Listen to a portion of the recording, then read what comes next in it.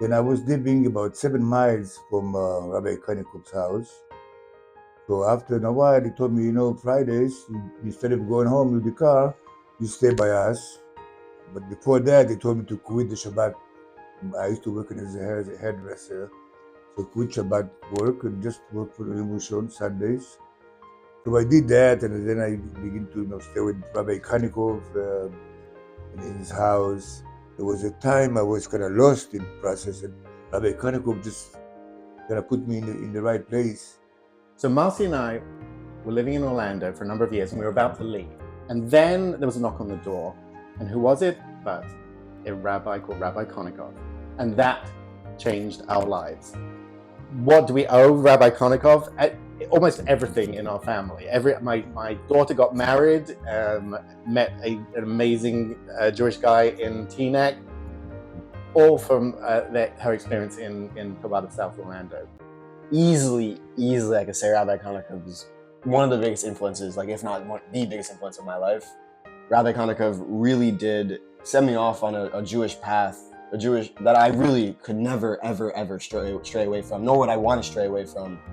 We grew up extremely secular, reform, Adam Sandler, matzo ball soup, that was the extent of our Judaism. But I had no idea how far away from Judaism I was until I realized, what Chabad was all about. Rabbi Konikov somehow spoke to my soul. He just knew how to make Yiddishkeit cool. It almost felt like just something was missing.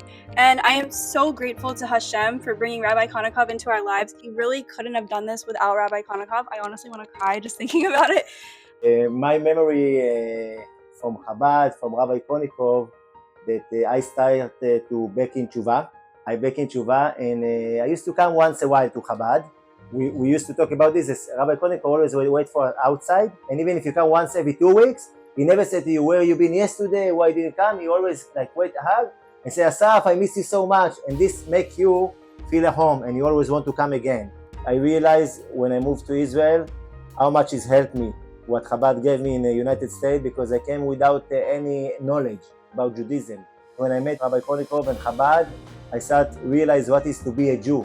I have to say that I owe Konikov family and to Chabad generally about my Chazara B'Tshuva, because this is the moment that I start Chazar B'Tshuva.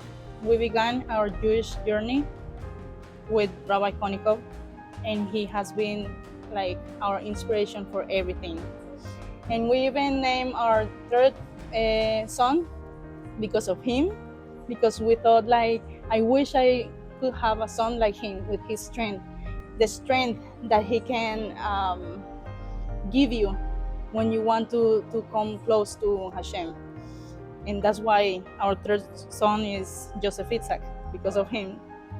I used to learn with Rabbi Konikov. We used to learn one-on-one Mishnayot. From Orlando, that's when I went to my first yeshiva in Miami.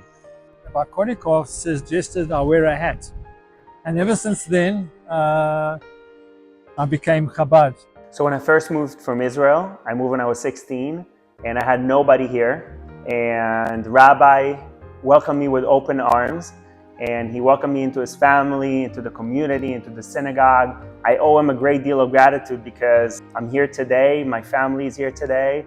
As I was learning more, as I was becoming closer to knowing Hashem and to knowing the Torah, then I left my old life behind and I quit my job and I was dedicating my time to this journey.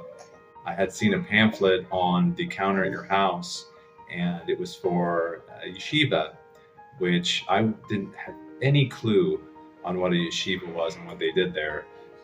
But the Rebbitzin had noticed that I was looking at it and said, "Is that something you'd like to do?" And I said, "Sure, this sounds great," without knowing really what I was getting myself into.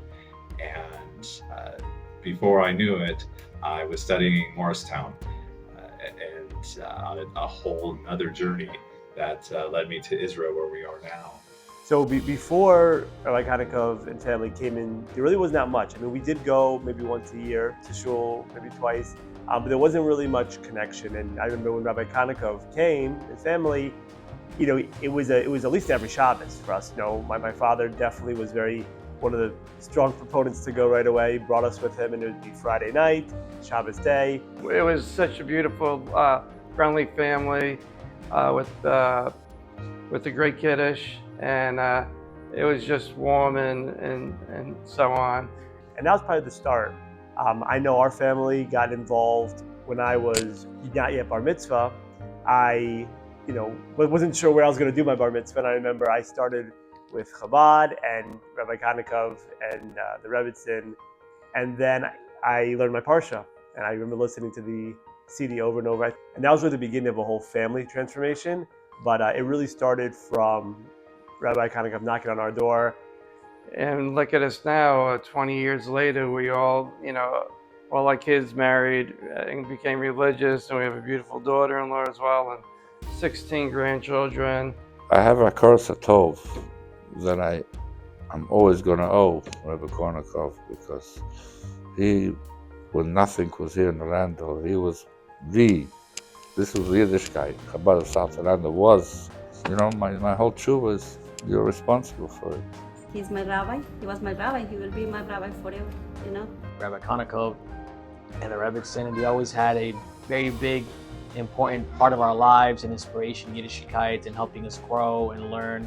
He helped us tremendously with the journey, all the South Orlando, Rabbi Konikov. We became part of the family. He's been a very big person in my life, in my new life.